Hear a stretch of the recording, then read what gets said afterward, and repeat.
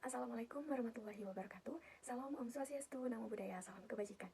Perkenalkan, saya Davina Petri Mireni dengan nomor induk mahasiswa 21210051 dari Prodi Pendidikan Bahasa dan Sastra Indonesia, Fakultas Pendidikan Bahasa, Institut Keguruan dan Ilmu Pendidikan IGIP Siliwangi. Video ini diajukan untuk memenuhi tugas ujian akhir semester mata kuliah apresiasi kajian prosa oleh Ibu dosen pengampu, yaitu yang terhormat Ibu Riana Dwi Lestari, MPD. Video ini bertujuan untuk meresensi novel karya Maman Suherman, yaitu berjudul Re dan Perempuan. Buku Re dan Perempuan dikarang oleh Maman Suherman atau biasa dikenal dengan Kang Maman, yang bertempat tanggal lahir di Makassar 10 November 1964. Buku Re dan Perempuan diterbitkan oleh Kepustakaan Populer Gramedia pada tanggal 27 April 2021 dengan jumlah halaman 340 dan dapat dibeli dengan harga 85.000 atau dapat diakses melalui internet ataupun media online. Di buku Re dan Perempuan atau novel Re dan Perempuan ini, karena ceritanya yang fakta, diambil dari penelitian skripsi kriminologi yang tidak biasa saya baca, yaitu mengenai kejahatan, mengenai prostitusi, mengenai kekerasan dan aktivitas seksual lainnya, khususnya mengenai pelacur lesbian. Keunikan dari buku ini yaitu mengenai perempuan. Saya ingin mengetahui lebih jauh dan lebih luas makna dari perempuan dan aktivitas di luar sana mengenai perempuan. Kematian itu. Bagian ini mengisahkan seorang perempuan yang mengarungi dunia malam bernama Re dan beberapa temannya, dan salah satunya bernama Sinta. Pada Kamis dini hari, jam 3 jam sebelum menjelang subuh, terdengar suara gerus mobil dan teriakan di depan cafe shop yang mengagetkan beberapa orang termasuk Re dan juga Herman. Setelah mendengar suara itu, mereka pun langsung bergegas turun dari cafe shop tersebut untuk melihat keadaan di luar. Nampaknya ada seorang perempuan tergeletak di pinggir jalan dengan berlumuran darah. Re berlari berteriak menanyakan siapa perempuan itu, namun dihadang oleh Herman atau Maman karena Re ingin memastikan bahwa itu bukan temannya. Namun tidak disangka perempuan yang tergeletak di pinggir jalan yang sudah berlumuran darah dan juga sudah tidak utuh bagian tubuhnya itu adalah teman kos Rere atau yang bernama Sinta.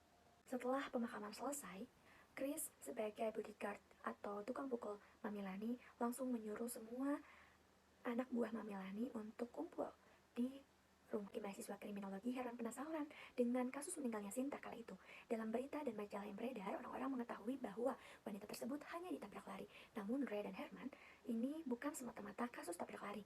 Dapat panti pijat, klub malam, diskotik, dan lain sebagainya sebagai fenomena pelacuran yang marak terjadi. Ada yang menggunakan nomor di dadanya sebagai nomor antrian pelacuran, dan lain sebagainya.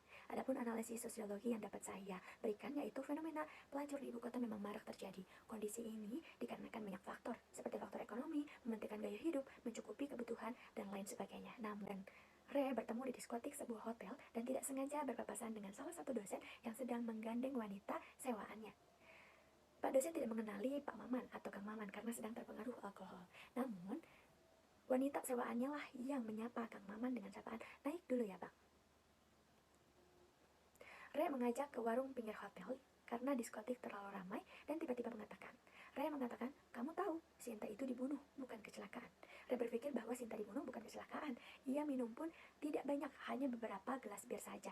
Re menceritakan kejadian itu dari awal dan menyangkut pautkan dengan Mamilani. Bagian selanjutnya yaitu penelusuran. Niat awal Maman bergaul dengan Re hanya untuk menyelesaikan skripsi yang tertunda hampir 2 tahun. Tapi sejauh ini karena kejadian meninggalnya Sinta, Maman melakukan penelusuran sekaligus mewawancarai dosen ahli otopsi mayat. Dari berbagai temuan Maman menyimpulkan bahwa klasifikasi kepelacuran pertama diidentifikasi menurut jenis kelamin, tapi tidak hanya perempuan ataupun laki-laki seperti banci. Bahkan tempat pijat khusus laki-laki pun, laki-lakilah yang menjadi tukang pijat. Maman bertemu dengan Nona yang berprofesi sebagai hampir sama dengan Re. Mereka tidak digolongkan sebagai heteroseksual ataupun homoseksual karena bisa melayani keduanya. Bagian selanjutnya, dingin. Jika bukan skripsi dan ancaman Ibu Sapariah, Maman sudah menyerah. Maman sering memperhatikan Re dari jauh, bahkan mencoba menyapa Re, tapi ia bersikap dingin. Kemudian, yang ketujuh, pengakuan. Re merupakan gadis Bandung kelas 2 SMA yang merantau ke Jakarta. Ia hamil di luar nikah dan tidak tahu ayah kandungnya itu siapa. Re lari dari Bandung ke Jakarta karena ia tidak mau ibunya dibully terus-terusan dan bertambah beban hidupnya. Secara tidak langsung dia mengikuti ibunya, karena Re juga tidak mengetahui bahwa ayah kandungnya itu siapa. Hingga pada akhirnya ia bertemu dengan wanita bertopeng baik, bertopeng malaikat yang bernama Mamilani. Mamilani menawarkan kepada gadis yang tidak berdosa itu, anak dalam kandunganmu mau dilahirkan atau digugurkan. Re mengatakan, saya yang berdosa, anak saya tidak berdosa, jawab Re sehingga ia dibantu oleh ibu itu. Ibu bertopeng baik itu bernama Mamilani. Kejadian tidak terduga, ia dibantu oleh Mamilani. Namun 30 hari setelah ia melahirkan, Mamilani mengeluarkan rincian yang begitu banyak mengenai kebutuhan-kebutuhan yang telah ia penuhi untuk Re. Mamilani mengatakan Re harus menggantikan uang tersebut. Berkata, tidur dengan perempuan 3 kali sehari atau mati. Sehingga semenjak hari itu Re dicap sebagai pelacur, khususnya pelacur lesbian Sugila. Pada bagian ini, Kang Maman hanya mengantarkan Re sampai ke hotel. Namun Re mengeluskan tangannya kepada Maman dan juga berkeringat bahwa menandakan bahwa Re sedang tidak baik-baik saja. Re gugup dan juga tidak takut. Namun Maman hanya bisa mendoakan dan Re juga harus tetap bekerja. Setelah Re selesai bekerja, Maman langsung menanyakan dan berkata, kau diapakan? Dan Re menjawab, aku hanya melakukan apa yang diperintahkan oleh suaminya. Pun Maman merasa tenang karena apa yang dia takutkan tidak terjadi kepada Re. Kemudian yang selanjutnya yaitu trisom. Trisom adalah aktivitas seksual yang melibatkan 3 orang pada waktu yang sama. Trisom juga dapat merujuk kepada cinta segitiga. Pada bagian ini terdapat pasangan suami istri yang memesan Re dan Re melakukan hubungan dengan wanita terlebih dahulu hingga pada akhirnya mereka bertiga melanjutkan aksinya. Tapi wanita tersebut sudah memiliki suami. Namun mereka menganut ajaran haram untuk bercerai. Jadi mereka tetap bersatu suami istri, namun kenyataannya mereka hidup masing-masing. Bagian selanjutnya yaitu sentuh nekat. Dika diam-diam melanggar aturan Mamilani yang menjalin cinta sejenis dengan Willy yang dikenal sebagai calo. Kemudian yang selanjutnya yaitu suami-suamian. Pada bagian ini Re mengajak Maman untuk menemani ia bekerja di suatu rumah mewah. Maman terheran karena ia diberikan baju, celana, dan parfum. Biar perfect ujarnya.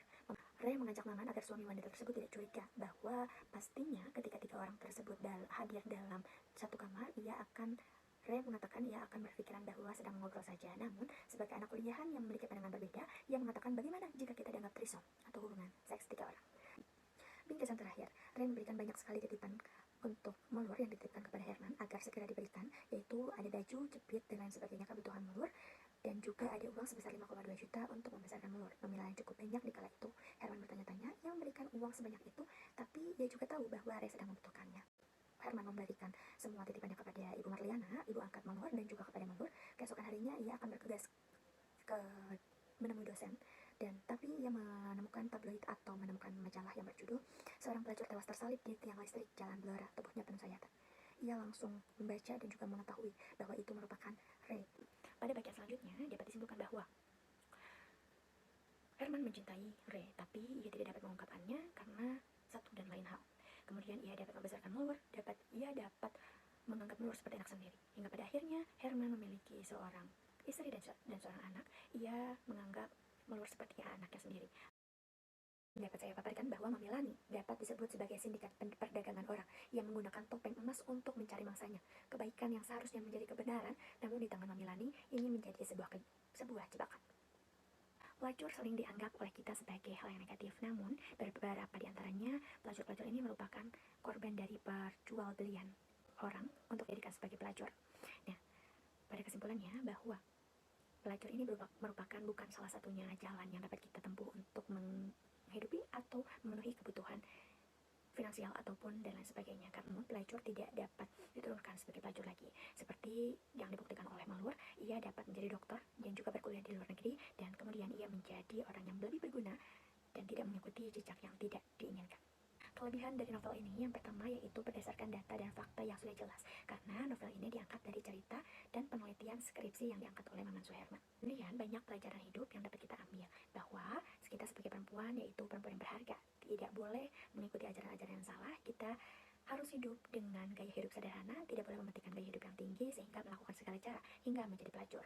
Namun terdapat kelemahan-kelemahan yang terdapat pada buku novel ini, yaitu alurnya, yaitu alur maju mundur. Jadi pembaca terlihat, atau jika pembaca tidak teliti, bahwa alur maju mundur ini membuat kebingungan. Kemudian karena berdasarkan fakta dan data, banyak sekali kata-kata vulgar yang Sekian dari saya. Wabillahi taufiq wal hidayah. Wassalamualaikum warahmatullahi wabarakatuh.